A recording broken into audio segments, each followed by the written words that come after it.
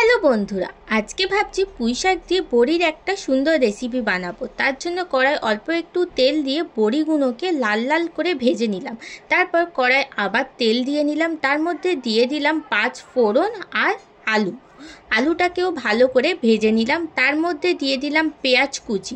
আর আমাদের সবার তো পুঁই শাক দিয়ে কুমড়ো খেতে বেশ ভালো লাগে। তারপর দিয়ে দিলাম কুমড়ো আর টমেটো।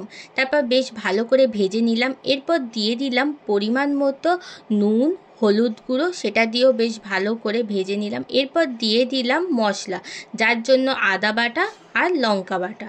এরপর অল্প একটু হিং দিয়ে মশলাটাকে ভালো করে কষিয়ে নিলাম।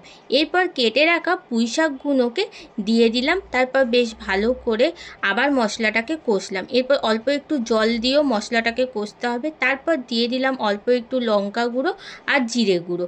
মশলাটা কষা হয়ে যাওয়ার পরে জল ঢেলে দিতে হবে। এরপর ভেজে রাখা বড়িগুলোকে দিয়ে দিতে হবে। তারপর বেশ কিছুক্ষণ তরকারিটাকে ফুটতে দিতে হবে।